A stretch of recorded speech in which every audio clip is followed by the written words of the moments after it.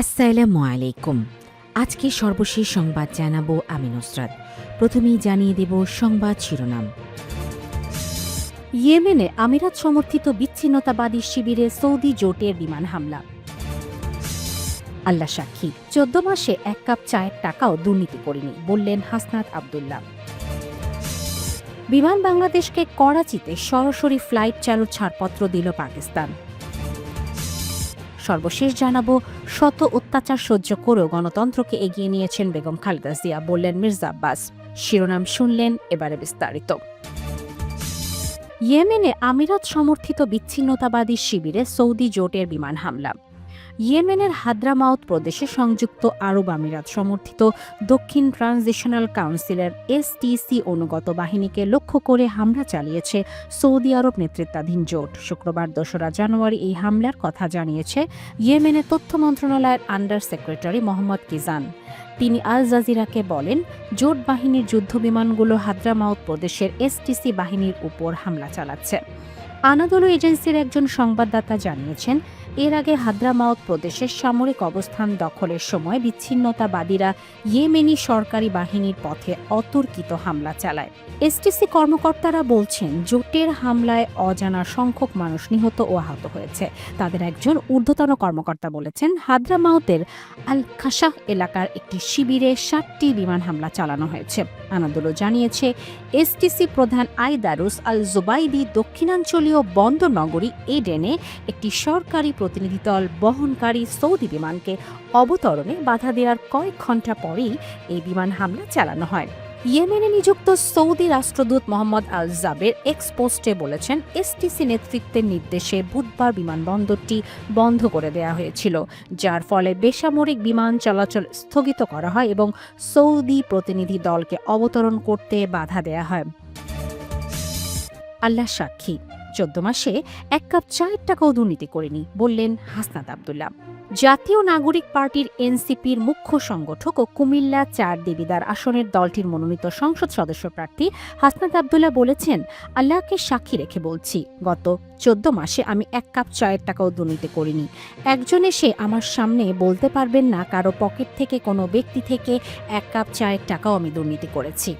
শুক্রবার ২রা জানুয়ারি দুপুরে কুমিল্লার দেবিদার পৌরসভার মিলনায়তনে দেবিদার উপজেলার জামায়াতে ইসলামী আয়োজিত সাবেক প্রধানমন্ত্রী ও বিএনপির চেয়ারপারসন বেগম খালেদা জিয়ার মৃত্যুতে দোয়া ও মোনাজাত অনুষ্ঠানে তিনি এসব কথা বলেন।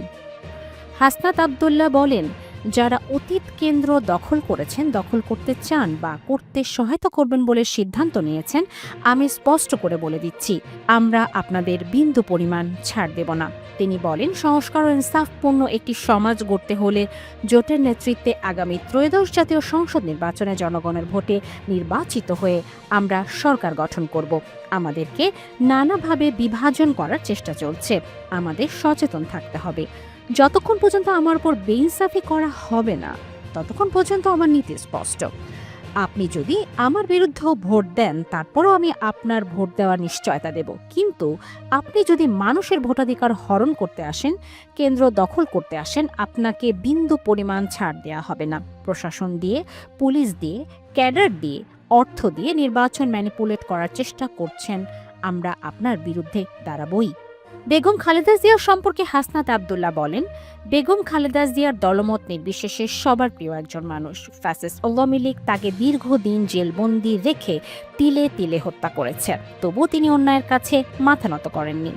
হাসিনা তাকে নিয়ে কথায় কথায় বিদ্রূপ তামাশা করত, কিন্তু তিনি কখনো কোনো জবাব দেননি। আমরা তার রাজনৈতিক জীবনী থেকে শিক্ষা নিয়ে ভবিষ্যতে বাংলাদেশের রাজনীতির এই ধারা অব্যাহত রাখব। দেবিদার উপজেলায় জামায়াতের সেক্রেটারি অধ্যাপক রুহুল আমিনের সঞ্চালনায় দোয়া অনুষ্ঠানে আরও বক্তব্য দেন উপজেলা জামায়াতের আমির অধ্যাপক শহীদুল ইসলামের সভাপতিত্বে। আরও বক্তব্য দেন কুমিল্লা উত্তর জেলা জামায়াতের সেক্রেটারি ও আসনটিতে জামায়াতের প্রার্থী সাইফুল ইসলাম শহীদ, সহকারী সেক্রেটারি মাওলানা আমিনুল ইসলাম, অধ্যাপক লোকমান হোসাইন, পৌর জামায়াতের আমির মোহাম্মদ ফেরদৌস আহমেদ, এনসিপির উপজেলার প্রধান সমন্বয়ক মোহাম্মদ জাহাঙ্গীর আলম সরকার। বিমান বাংলাদেশ করাচিতে সরাসরি ফ্লাইট চালুর ছাড়পত্র দিল পাকিস্তান। ঢাকা থেকে করাচিতে সরাসরি ফ্লাইট পরিচালনার অনুমতি পেয়েছে বিমান বাংলাদেশ এয়ারলাইন্স। শুক্রবার ২রা জানুয়ারি এই তথ্য জানিয়েছে পাকিস্তানের সংবাদ মাধ্যম শামা নিউজ। সংবাদ মাধ্যমটি সিদ্ধান্তকে আঞ্চলিক বিমান চলাচলে একটি গুরুত্বপূর্ণ অগ্রগতি হিসেবে উল্লেখ করে বলেছে, নতুন বছর পাকিস্তান ও বাংলাদেশের আকাশ সংযোগে এটি একটি নতুন অধ্যায়ের সূচনা। সূত্রের বরাতে জানানো হয়, সরকারের আনুষ্ঠানিক অনুমোদনের পর পাকিস্তানের বেসামরিক বিমান চলাচল কর্তৃপক্ষ সিএএ ঢাকা করাচি রুটে বিমান বাংলাদেশকে ফ্লাইট পরিচালনার অনুমতি দেয়। প্রাথমিকভাবে এই অনুমোদন ২০২৬ সালের ৩০ মার্চ পর্যন্ত কার্যকর থাকবে, পরে তা পুনর্বিবেচনার সুযোগ রাখা হয়েছে। অনুমোদন অনুযায়ী বিমান বাংলাদেশ এয়ারলাইন্সকে নির্ধারিত ও অনুমোদিত রুট ব্যবহার করে পাকিস্তানের আকাশসীমা অতিক্রম করতে হবে। নির্ধারিত রুট কঠোরভাবে অনুসরণ করার নির্দেশও দিয়েছে পাকিস্তানের বিমান চলাচল কর্তৃপক্ষ। এছাড়া করাচি আন্তর্জাতিক বিমানবন্দরে বিমান বাংলাদেশকে নির্দিষ্ট একটি স্লট বরাদ্দ দেওয়া হয়েছে। ঢাকা থেকে ফ্লাইট ছাড়ার আগে করাচি বিমানবন্দর কর্তৃপক্ষকে ফ্লাইটের পূর্ণাঙ্গ তথ্য জানানো, অপারেশনাল সমন্বয় নিশ্চিত করা এবং নিরাপত্তা সংক্রান্ত শর্ত পূরণ করার কথা বলা হয়েছে। পাকিস্তানের বিমান চলাচল সংশ্লিষ্ট কর্মকর্তারা জানিয়েছেন, ঢাকা ও করাচির মধ্যে সরাসরি ফ্লাইট চালু হলে দুই দেশের জনগণ উপকৃত হবে। এতে ভ্রমণ সহজ হবে, জনগণ থেকে জনগণের যোগাযোগ বাড়বে এবং ব্যবসা বাণিজ্য সম্প্রসারণের নতুন সুযোগ সৃষ্টি হবে। শত অত্যাচার সহ্য করেও গণতন্ত্রকে এগিয়ে নিয়েছেন বেগম জিয়া, বললেন মির্জা আব্বাস। বিএনপির স্থায়ী কমিটির সদস্য মির্জা আব্বাস বলেছেন, সাবেক প্রধানমন্ত্রী ও বিএনপি চেয়ারপারসন খালেদা জিয়া শত অত্যাচার সহ্য করেও দেশের স্বার্থে, মানুষের স্বার্থে গণতন্ত্রকে এগিয়ে নিয়ে গেছেন। শুক্রবার ২রা জানুয়ারি জুমার নামাজের পর রাজধানীর জিয়া উদ্যানে খালেদা জিয়ার কবর জিয়ারত করে তিনি একথা বলেন।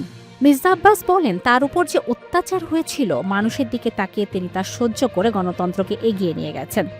আজকে গণতন্ত্রের দ্বারপ্রান্তে বাংলাদেশ, কিন্তু তিনি সেই গণতন্ত্র দেখে যেতে পারলেন না। বিএনপির রাজনৈতিক অবস্থান শক্ত করার পিছনে খালেদা জিয়ার অবদান অনস্বীকার্য বলে উল্লেখ করেন মির্জা আব্বাস। তিনি অভিযোগ করে বলেন, রাজনৈতিক প্রতিহিংসার জেরে বিগত সময় খালেদা জিয়াকে এমন কিছু করা হয়েছে যাতে তিনি দ্রুততম সময় পৃথিবী ত্যাগ করেন। অশ্রুসিক্ত অসংখ্য মানুষ। অশ্রুসিক্ত হয়ে সাবেক প্রধানমন্ত্রী ও বিএনপি চেয়ারপারসন খালেদা জিয়ার কবর জিয়ারত করেছেন অসংখ্য মানুষ। তারা প্রার্থনা করেছেন সাবেক এই প্রধানমন্ত্রী যেন কবরে শান্তিতে থাকেন। আজ জুমার নামাজের পর জিয়া উদ্যানে এমন দৃশ্য দেখা গেছে। তাদের মধ্যে কেউ বিএনপি নেতাকর্মী, সমর্থক, কেউ বা খালেদা জিয়াকে পছন্দ করেন বলে তার কবর জিয়ারত করতে এসেছেন। রাজধানী ও দেশের বিভিন্ন জায়গা থেকে তারা এসেছেন। ভোলা জেলার লালমোহন থেকে এসেছেন ৬২ বছর বয়সী আবুল কালাম। বৃহস্পতিবার তিনি খালেদা জিয়ার কবর জিয়ারত করতে আসেন, আজও এসেছেন। তিনি বলেন, নেত্রী জানাজায় আসতে পারেননি, তাই কবর জিয়ারত করতে এসেছেন, তার রুহের মাগফিরাত কামনা করতে এসেছেন। এমন নেত্রী বাংলাদেশে আর হবে না বলেও মন্তব্য করেছেন তিনি।